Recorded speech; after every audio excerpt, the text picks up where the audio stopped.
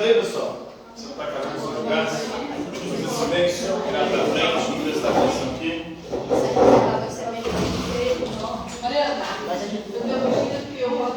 Prontos?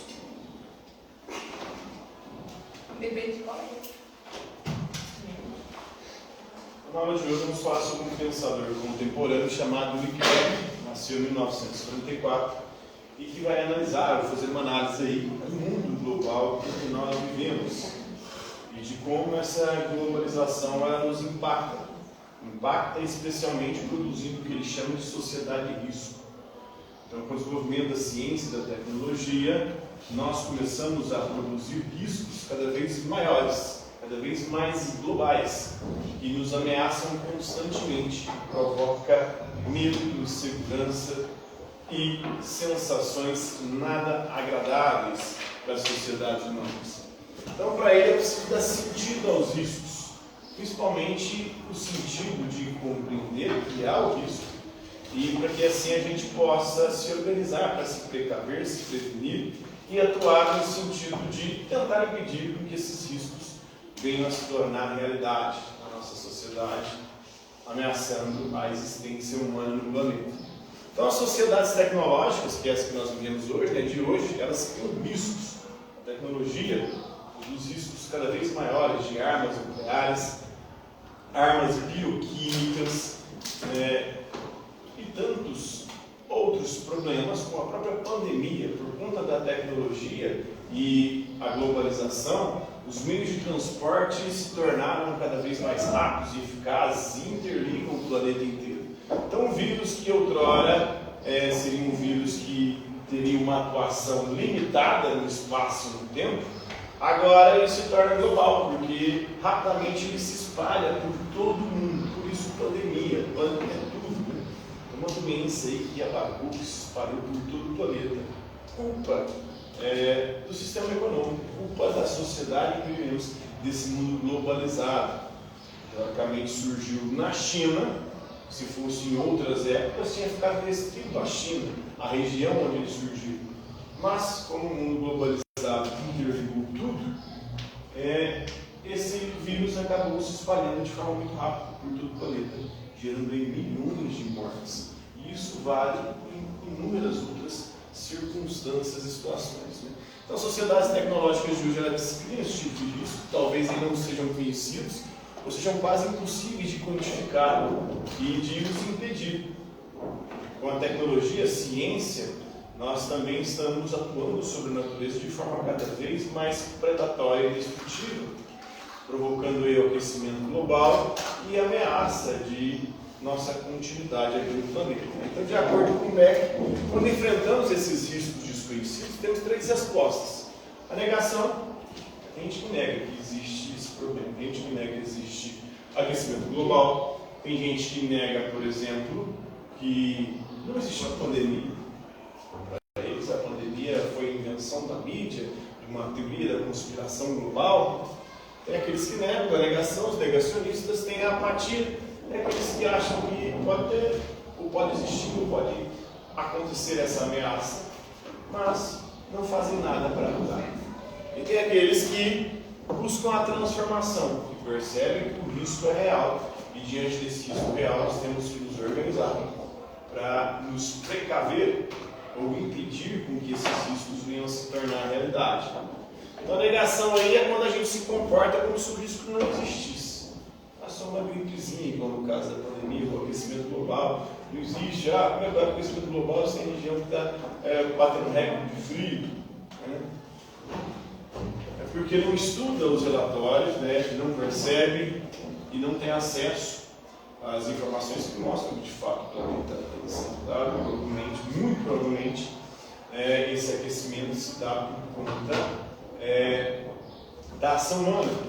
E essa ação humana tem produzido, em consequência do aquecimento global, catástrofes naturais. O clima está cada vez mais insano. E aí chuvas, por exemplo, como aquela que assolou o Rio Grande do Sul, furacões e tempestades, tantos outros eventos climáticos extremos acabam aí se tornando cada vez mais frequentes por conta do aquecimento global. Então, a negação ele comporta como se o risco não existisse, ou se o risco fosse menor. Essa é a ação comum de muitas empresas, também de governos. Aconteceu aqui no nosso país, o governo Bolsonaro negou, por exemplo, a pandemia. O fato das enchentes lá que assolaram no Rio Grande do Sul, aquilo lá é também consequência da ação. O ser humano vai se concentrando em cidades, vai impermeabilizando o solo com asfalto e concreto, e aí não tem para onde essas águas escoarem. Quando tem uma chuva um pouco mais forte, as cidades viram praticamente rios, piscinas, né? Porque a água não consegue escoar.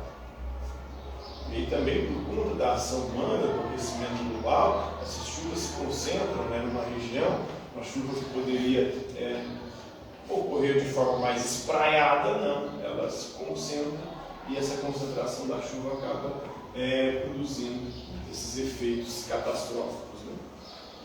Então as empresas também, muitas empresas que atuam em alguns nichos de mercado, principalmente nichos de mercado que afetam a natureza, eles atuam como se os recursos fossem infinitos. E a natureza é limitada, portanto os recursos que ela oferece para produzir mercadorias não são infinitos. E aí você tem que atuar de forma equilibrada para conseguir fazer com que a natureza restitua ou se equilibre diante da atuação humana. Tem a apatia, quando a gente reconhece que o risco talvez existe, mas a gente não faz nada para mudar. E tem a transformação, que é quando a gente age de forma global e coletiva para vivermos de modo positivo sob a sombra desse risco. O risco vai continuar existindo, mas agora nós estamos nos organizando para nos precaver diante dele ou tentar impedir que ele se torne realidade. É uma ideia de cosmopolitismo. Para ele não dá mais para você buscar alternativas locais, porque os problemas e os riscos não são mais locais, agora são globais, com consequências globais. A chuva no Rio Grande do Sul aparentemente pode ter afetado só lá, mas não, afeta o país inteiro. Porque recursos do governo teriam que ir para lá, recursos que teriam que ir para os estados. É um estado grande produtor de grãos, de alimentos, então isso vai fazer com que os alimentos fiquem mais caros no restante do país. Então todo e qualquer evento, ele acaba tendo reflexos globais. Furacões, tsunami, terremoto na Ásia, teve uma época que teve um terremoto na Ásia, isso acabou afetando o abastecimento de componentes eletrônicos, de smartphones, de computador do planeta inteiro. Então, acaba que todos os problemas hoje locais acabam se tornando problemas globais, porque afetam não só a região onde ocorreu o sinistro, mas acaba afetando o planeta inteiro. Então, reduzindo-se a uma forma a riqueza hierárquica. A riqueza hierárquica se concentra. Hoje, 1% da população mundial tem mais de 50% da riqueza. Já os danos, a poluição, por exemplo, o aquecimento global, os danos que são democráticos, e muito mais do que democráticos, muito mais assolam principalmente os mais pobres. Os mais pobres são os que mais se ferram.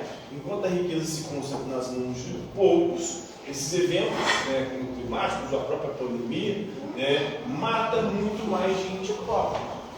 Porque são as pessoas pobres que moram nos piores locais, são as pessoas pobres que não têm acesso a uma condição de saúde digna, atendimento hospitalar de forma digna, e assim sucessivamente. Acesso à vacina, os países africanos, por exemplo, todo mundo inteiro se vacinava, a África não se vacinou diante da Covid-19. Boa parte da África não teve acesso à vacina. Então os pobres sempre se ferram muito mais quando essas coisas acontecem. Então os medos hoje são globalizados diante desses riscos, mas as esperanças também se tornaram globalizadas e há chance de transformação desde que a gente se atente para essas ameaças. Então tem um risco, o risco ele é iminente, ele é presente, ele é onipresente na verdade, na nossa sociedade de risco, mas nós podemos buscar aí formas de recompensar ou compensar esses riscos.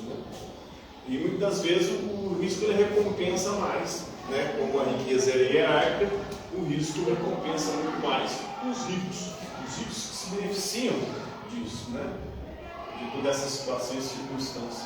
Diante dos riscos, eles têm mais segurança do que os pobres. Então a vigilância, tanto dos espaços públicos quanto das comunicações privadas cresceu no mundo ocidental. Nós vemos uma sociedade da vigilância. Hoje, né, cada vez mais há câmeras para tudo quanto é lugar. A gente está sendo vigiado a todo momento. Né, qualquer desvio nós somos punidos. Né? Cresceu aí no mundo ocidental em resposta aos perigos reais e presumidos da violência terrorista. Então a privacidade está desaparecendo. Por quê? Para tentar garantir uma segurança, e uma falsa segurança.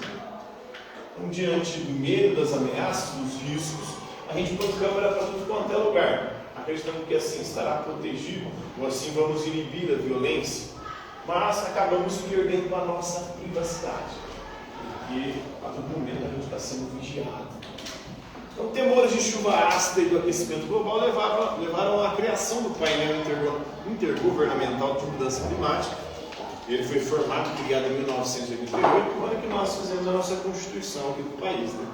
Ele revisou o conhecimento da ciência a respeito da mudança climática. E hoje há um consenso entre os cientistas de que as mudanças climáticas são obra, em grande parte, da ação humana.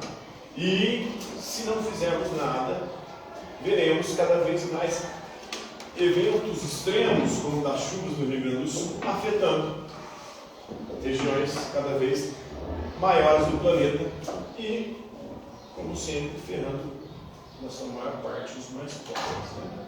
E esses são os que sofrem aí muito mais diante dessas situações. Porque tem dinheiro, consegue mudar, consegue reconstruir sua vida. O pobre, ele se ferra, perde tudo e vê suas condições de subsistência desaparecer.